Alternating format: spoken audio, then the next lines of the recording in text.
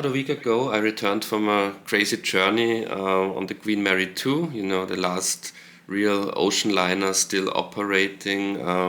That's the route that the Titanic was supposed to take from Southampton, England to New York and back.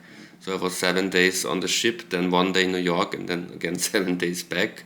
I'm afraid of flying, and also I really love cruises and being on ships, so it was the perfect trip for me. Here you can see me arriving in Manhattan. That's the south tip of Manhattan with the Wall Street area. From here I changed into another ferry that took me to this place, which must be like 92nd Street.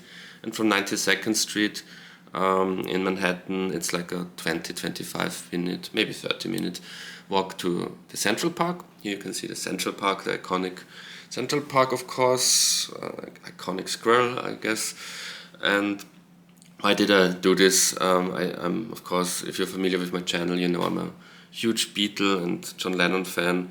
And at least once in my life, I wanted to take the trip to the Dakota building. Here you can see the infamous Dakota building, also famous for, being the place where Rosemary's Baby takes place. But that was not the main reason for me to go there.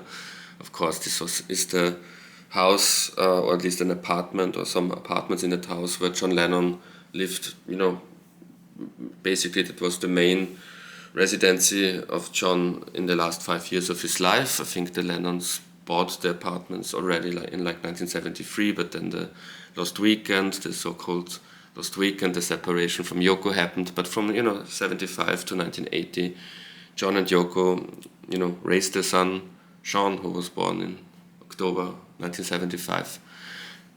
They lived as a family there. All those stories with John baking bread, and it was an interesting time, like all times in John Lennon's life. Also, this was of course an interesting time. Fortunately, was like that was the last act of his life in a way. Sadly, this is also, of course, the place where he died. The entrance area where we're going now is the place where John was killed, which of course is still such a tragedy.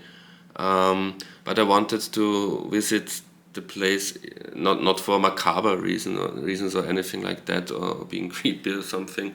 I always like to, I like to visit places that have a place in Beatle history. I've now been to basically every place in Britain that has any kind of importance in Beatle history, and this was still missing. And of course, with the way the story and John's life ended here, it's also it's a profoundly tragic and moving place. It's one of the most moving experiences I had visiting a so-called Beatle place. And yeah, it's from a hobby Beatle historian's perspective, it was very interesting. It's always interesting to visit places, that inform those people and their art, their music. You can smell the smell. It's different when you're there than when you just watch it in videos or see it in photos. So I take a lot from these experiences, and like from the point of view of a Beatle historian, but also on an emotional level as a fan. And here on this foggy, rainy day in New York, April 25, you can see me now walk to the Strawberry Fields area of the Central Park near the Dakota, a place that is dedicated to John's memory, and again, also very, very moving experience, of course. Thank you very much for watching. Until next time, goodbye. Somewhere in a style that shows me